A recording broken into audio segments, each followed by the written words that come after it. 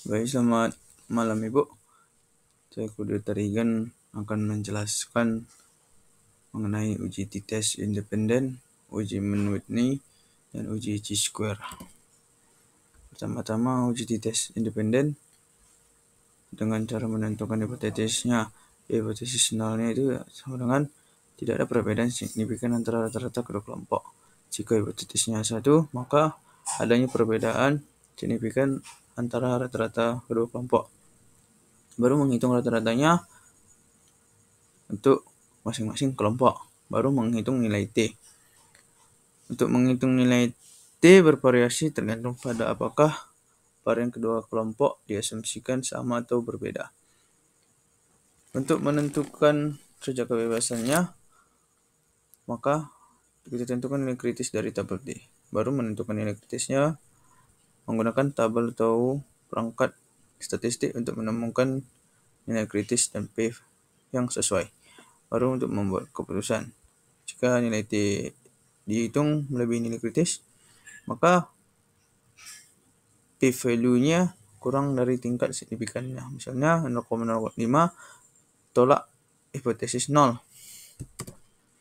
Berikut rumusnya, Bu.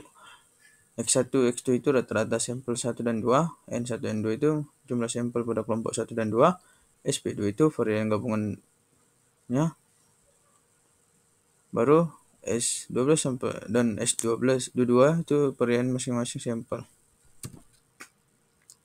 Jika varian tidak sama, maka rumusnya seperti ini, Bu. X1-nya X2 itu varian sampel pertama dan 2, S12 S22-nya itu varian dari sampel pertama dan kedua juga. Dan variannya adalah kuadrat dari standar deviasi. Misalnya SD sama dengan 3, maka variannya 3 pangkat 2, hasilnya 9. N1 dan 2 itu jumlah anggota sampel dari kelompok 1 dan 2. Baru ujian Mann-Whitney, yang dimana ujian non-parametrik yang digunakan untuk mengetahui perbedaan median dari dua sampel yang independen. Rumusnya adalah sebagai berikut. U itu nilai statistik Mann-Whitney, N1 itu jumlah sampel kelompok 1, N2 itu jumlah sampel kelompok 2, N itu jumlah sampel dalam kelompok yang rankingnya dijumlahkan. R itu jumlah ranking dari kelompok yang dipilih. Misalnya jumlah ranking minimum yang mungkin didapat oleh kelompok tersebut, atau semua ranking terendah yang dimiliki oleh grup itu. N1 dan 2 itu produk dari jumlah sampel kedua kelompok. Masuk ke uji chi-square. Uji ini juga dikenal sebagai uji beda proporsi, yaitu uji hubungan antara dua variabel, yakni variabel kategori dengan variabel non-kategori. Dua hal atau lebih yang akan diuji apakah sama atau berbeda secara statistik. Berikut, Bu, adalah rumusnya. Keterangannya X kuadrat itu nilai chi-square hitung. O itu frekuensi dia mati, EI itu frekuensi diharapkan, sigma itu penjumlahan seluruh kategori terdata. Maka uji chi-square goodness of it fit itu mengukur distribusi data sesuai dengan distribusi yang diharapkan. Uji chi-square independen itu digunakan untuk melihat apakah dua variabel per kategori saling bebas atau tidak. Uji proporsi itu digunakan untuk menguji apakah proporsi satu kejadian sama di lebih dari dua kelompok atau populasi. Karena kita masuk ke soal kasus. Sebuah rumah sakit ingin mengetahui apakah terdapat hubungan riwayat antara riwayat merokok pasien dan kejadian penyakit paru PPOK. Maka berdasarkan data rekam medis dari 200 pasien yang tersedia diperoleh informasinya. Merokok itu PJOK plusnya 70, yang minusnya 30, total cepek. Yang tidak merokok itu PPOK-nya 30, yang minusnya 70, totalnya cepek. Jadi totalnya semua 100, jadi 200. Maka penyelesaiannya kita menggunakan rumusnya. Dari situ kita menghitung frekuensi yang diharapkan. yakni jumlah baris I dengan dikalikan jumlah kolom J per total seluruhnya. Maka untuk sel merokok itu PPOK minus plus itu 100 kali 100 per 200 sama dengan limpol. Yang minusnya 100 kali 100 per 200 limpol. Yang tidak merokoknya juga sedemikian. 100 per 200 limpol. Yang minusnya 100 kali 100 per 200 limpol. Baru kita hitung nilai C square-nya. X kuadrat sama dengan 70 kurang 50 kuadrat per 50. Baru 30 kurang 50 kuadrat per 50. 30 kurang 50 kuadrat per 50 tambah 70 kurang 50 kuadrat per 50. Maka dapatlah totalnya 400 per 50, 450, 450, 450. Maka 8 tambah 8 tambah 8 tambah 8 sama dengan 32. Maka kita tentukanlah derajat depth kebebasannya, itu baris kurang 1 dikali kolom kurang 1. Maka 2 kurang 1 dikali 2 kurang 1 sama dengan 1. Maka kita bandingkanlah dengan tabel chi-square. Nilai kritis chi-square-nya pada alfa 0,05 dan df 1. Maka hasilnya 3,841. Karena jadi kesimpulan karena x kuadrat 32 lebih besar dari 3,81, maka tolak hipotesis 0.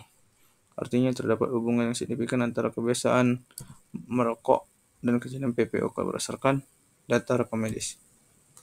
Soal yang berikutnya, seorang peneliti ingin mengetahui perbedaan lama rawat inap pasien laki-laki dan perempuan pada ISPA dengan rawat inap selama dalam hari untuk masing-masing kelompoknya. Laki-lakinya 65746, perempuannya 32435. Kita menggunakan uji Mann-Whitney. Maka penyelesaiannya kita harus gabungkan dan urutkan datanya sebagai berikut.